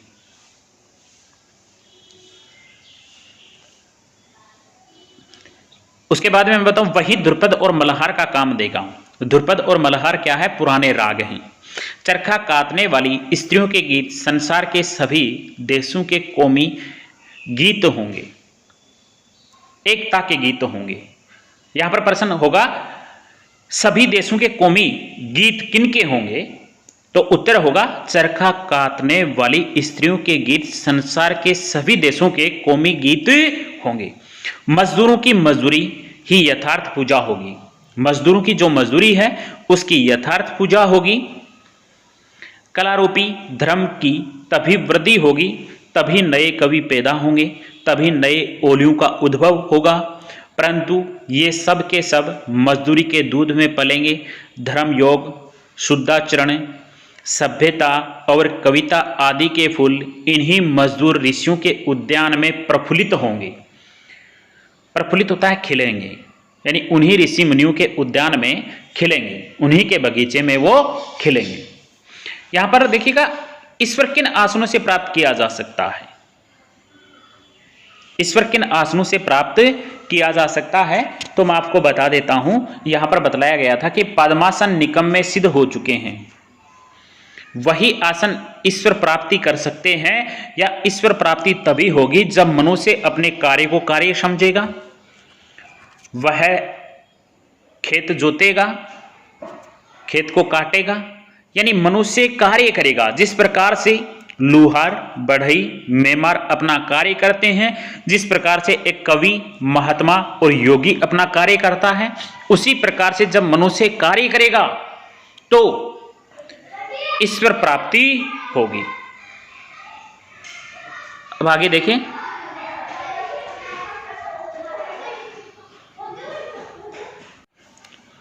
प्यारे विद्यार्थियों, हम पढ़ रहे थे मजदूरी और प्रेम, उसी में अगला पढ़ते हैं मजदूरी और फकीरी। मजदूरी और प्रेम जो निबंध है, उस निबंध के अंदर है मजदूरी और फकीरी। देखिएगा मजदूरी और फकीरी का महत्व थोड़ा नहीं है, उसका वर्चस्व है, उसका जो महत्व है वह कम नहीं है। मजदूरी और फकीरी मनुष्य के विकास के लिए परम आवश्यक है। मजदूरी है और फकीरी है वह मनुष्य के विकास के लिए बहुत आवश्यक है। बिना मजदूरी के फकीरी का उच्च भाव शिथिल हो जाता है। उसका उच्च भाव है वह ठंडा हो जाता है, शिथिल हो जाता है। फकीरी भी अपने आसन से गिर जाती है। फकीरी है वह अपने आसन से गिर जाती है। फकीरी भी अपने आसन से गिर जाती है। बुद्धि बासी पड़ जाती है। बासी चीज़ें अच्छी नहीं होती हैं। कितने ही उम्र भर बासी बुद्धि और बासी फकीरी में मग्न रहते हैं, परंतु इस तरह मग्न होना किस काम का। हवा चल रही है, जल बह रहा है, बादल बरस रहा है, पक्षी नहा रहे हैं, फूल खिल रहे हैं, घास नई, पेड़ नए, पत्ते नए, मनुष्य की बुद्धि और फकीरी ही बासी है। देखिएगा लेखक ने क्या कहा है। लेखक ने कहा है कि फकीरी भी अपने आसन से गिर जाती है। कब? जब मनुष्य अपना कार्य नहीं करता है, जो उसका कर्तव्य होता है उस कर्तव्य को नहीं करता है, तब जो फकीरी है वह भी अपने आसन से गिर जाती है, बुद्धि बासी पड़ जाती है, और जो बासी चीज़ें अच्छी नहीं लगती हैं, वे सब जो बासी चीज़ें हैं वो भी अच्छी नहीं लगती हैं, और उम्र भर बासी बुद्धि और बासी फकीरी में मग्न रहते हैं। इस तरह जैसे देखिए पक्षी नहा रहे हैं, फूल खिल रहे हैं, घास नई, पेड़ नए, पत्ते नए, वे सब अच्छे लगते हैं। मनुष्य की बुद्धि और फकीरी ही बासी है। ऐसा दृश्य तभी तक रहता है जब तक बिस्तर पर पड़े पड़े मनुष्य प्रभात का आलस्य सुख मानता है। बिस्तर से उठकर जरा बाग की सैर करो, फूल की सुगंध लो, ठंडी वायु में भ्रमण करो, वृक्षों के कोमल पल्लवों का नृत्य देखो, तो पता लगे कि प्रभात समय जागना बुद्धि और अंतःकरण को तरोताजा करना है। बिस्तर पर पड़े रहना उन्हें बासी करना है। देखिएगा फिर से देखिए क्या बताया गया है। मनुष्य की बुद्धि और फकीरी ही बासी है। ऐसा दृश्य तभी रहता है जब तक बिस्तर पर पड़े पड़े मनुष्य प्रभात का आलस्य सुख मानता है। यहां पर देखें तो मनुष्य प्रभात का आलस्य सुख कब मानता है? मनुष्य है वह प्रभात का आलस्य सुख कब मानता है? उत्तर होगा मनुष्य प्रभात का आलस्य सुख सुबह बिस्तर पर पड़े पड़े मानता है, अर्थात जब वह जल्दी उठता नहीं है और बिस्तर पर पड़ा रहता है उसे आलस्य सुख मानता है। बिस्तर से उठकर जरा बाग की सैर करो, बाग में घूमने जाओ, फूल की सुगंध लो, ठंडी वायु में भ्रमण करो, वृक्षों के कोमल पल्लवों का नृत्य देखो, तो पता लगे कि प्रभात समय जागना बुद्धि और अंतःकरण को तरोताजा करना है। बिस्तर पर पड़े रहना बुद्धि बासी करना है। देखिएगा बुद्धि बासी करना कब है? बिस्तर पर पड़े रहना बुद्धि बासी करना है। निकम में बैठे हुए चिंतन करते रहना अथवा बिना काम किए हुए शुद्ध विचार का दावा करना, मानो सोते सोते खर्राटे मारना। जब तक जीवन के अरण्य में पादरी, मौलवी, पंडित और साधु सन्यासी हल कुदाल और खुरपा लेकर मजदूरी न करेंगे, तब तक उनका आलस्य जाने का नहीं। देखिएगा यहाँ पर एक प्रश्न बनता है, आलस्य को दूर करने के लिए क्या करना चाहिए? पहले मैंने प्रश्न बताया था मनुष्य प्रभात का आलस्य सुख कब मानता है। अब प्रश्न बता रहा हूं आलस्य को दूर करने के लिए क्या करना चाहिए। उत्तर होगा आलस्य को दूर करने के लिए मनुष्य को सुबह जल्दी उठना चाहिए, उसके बाद में बाग में घूमना चाहिए, फूलों की सुगंध लेनी चाहिए, ठंडी वायु में भ्रमण करना चाहिए, वृक्षों के कोमल पत्तों को नृत्य देखना चाहिए और अपने मन को तरोताजा करना चाहिए। तभी जाकर के उसका जो आलस्य है वह दूर होगा।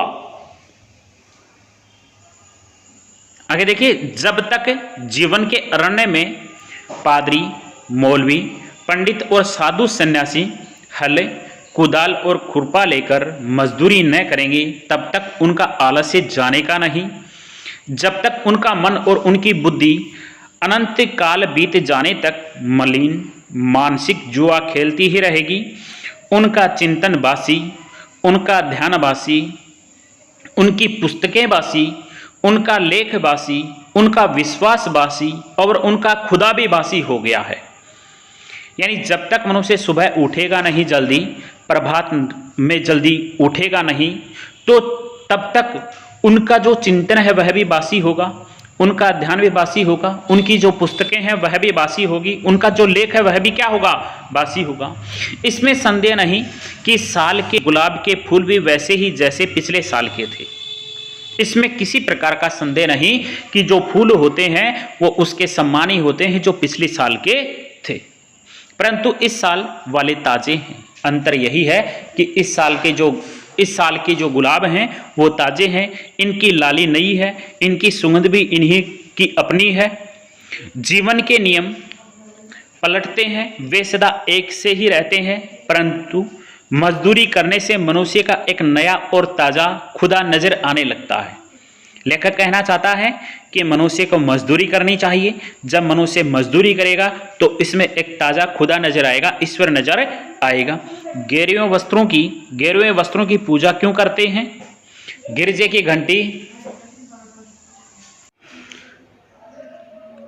घंटी क्यों सुनते हो? रविवार क्यों मनाते हो? 5 वक्त की नमाज क्यों पढ़ते हो? त्रिकाल संध्या क्यों करते हो? मजदूर के अनाथ नयन, अनाथ आत्मा और अनाश्रित जीवन की बोली सीखें। अनाश्रित जीवन की बोली सीखो, फिर देखोगे कि तुम्हारा यही साधारण जीवन ईश्वरीय भजन हो गया।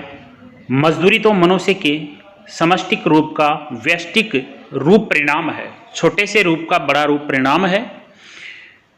आत्मा रूपी धातु के गढ़े हुए सिक्के का नकदी बयाना है, यानी जो सिक्के हैं वो नकदी अग्रिम दी गई राशि है जो मनुष्य की आत्माओं को खरीदने के वास्ते दिया जाता है।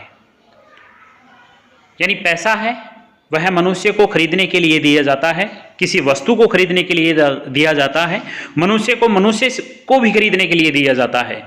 सच्ची मित्रता ही तो सेवा है, उसमें मनुष्य का हृदय पर सच्चा राज्य हो सकता है।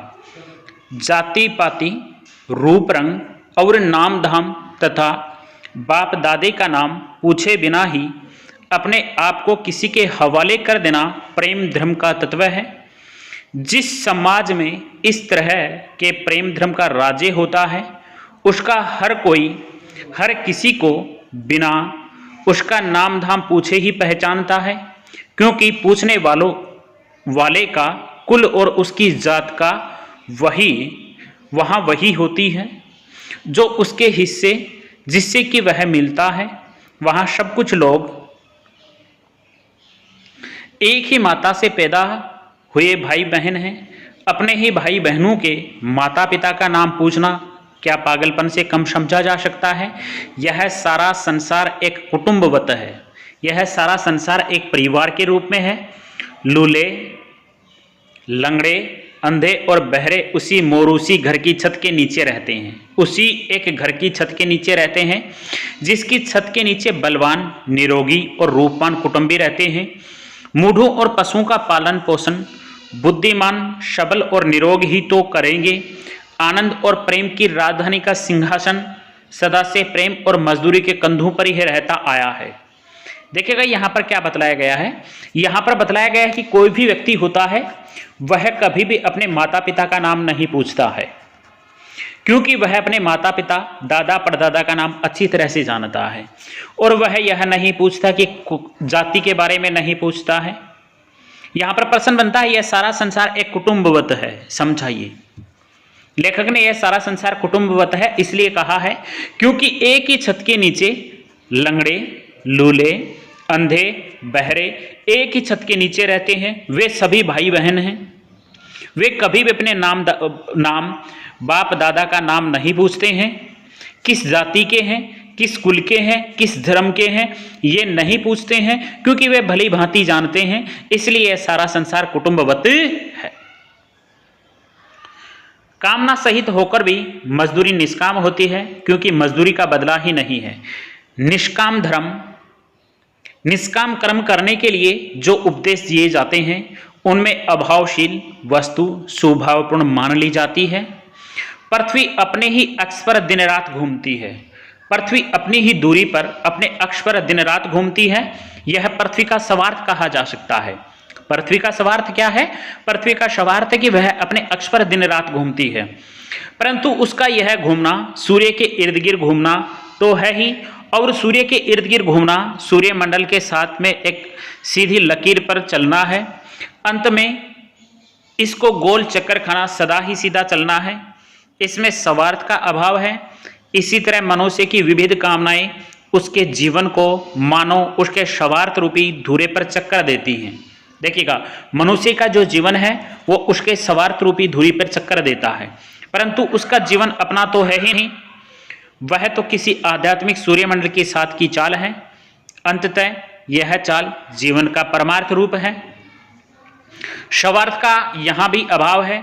जब स्वार्थ कोई वस्तु है ही नहीं, तब निष्काम और कामनापूर्ण कर्म करना दोनों ही एक बात हुई। इसलिए मजदूरी और फकीरी का अन्योन्याश्रित संबंध है। देखिएगा, यहां पर प्रश्न बनता है, मजदूरी और फकीरी का अन्योन्याश्रित संबंध किस प्रकार से है? इस प्रकार से कि जिस प्रकार से सूर्य होता है वो दिन रात अपनी धुरी पर दिन रात घूमता है, चक्कर लगाता है, यह उसका स्वार्थ है। उसी प्रकार से मजदूरी का स्वार्थ यानी फकीरी का जो स्वार्थ है वह दिन रात अपनी मजदूरी करना ही स्वार्थ है। इसलिए मजदूरी और फकीरी का अन्योन्याश्रित संबंध है। मजदूरी करना जीवन यात्रा का आध्यात्मिक नियम है। यानी मजदूरी करना जीवन यात्रा का आध्यात्मिक नियम है। जोन ऑफ आर्क की फकीरी और भेड़ चराना, टालस्टाय का त्याग और जूते घाटना, उमर खयाम का प्रसन्नतापूर्वक तंबू सिलते रहना, खलीफा उमर का रंग महलों में चटाई आदि बुनना, ब्रह्मज्ञानी कबीर का रेदास का शूद्र होना, गुरु नानक और भगवान श्री कृष्ण का मूक पशुओं को लाठी लेकर हाँकना सच्ची फकीरी का अनमोल भूषण है। देखिएगा, यहां पर मैं क्या बता रहा हूं, यहां पर बताया सच्ची फकीरी का अनमोल भूषण क्या है।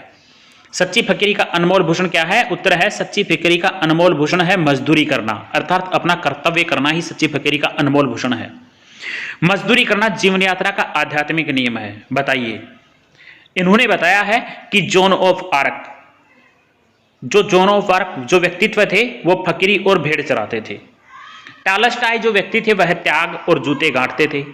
उमर खयाम जो था प्रसिद्ध शायर था, वह प्रसन्नतापूर्वक तंबू सिलते रहते थे। खलीफा उमर रंग महलों में चटाई आदि बुनना था।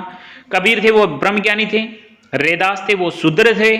गुरु नानक भगवान श्री कृष्ण के मूक पशुओं को लाठी लेकर हाँकना था। शब्दार्थ देखिए, निवारण, निवृत्ति, छुटकारा, दीदार, दर्शन, मुग्ध, मोहित, अलापना, बोलना, इर्द गिर्द, आसपास, मोरूसी, पैतृक, माता पिता से मिला हुआ धन, संपत्ति, ध्रुपद और मल्हार, संगीत के राग विशेष, गेरवे, जोगिया, भगवा। लेखक पूर्ण सिंह ने किन किन व्यक्तियों को साधु कहा है? लेखक पूर्ण सिंह ने किन किन वस्तुओं को साधु कहा है? तो मैं जैसे पाठ पढ़ाया था उसमें मैं बता चुका हूं। उन्होंने हल चलाने वाले व भेड़ चराने वाले व्यक्ति को साधु कहा है। प्रिय विद्यार्थियों, बहुत बहुत धन्यवाद।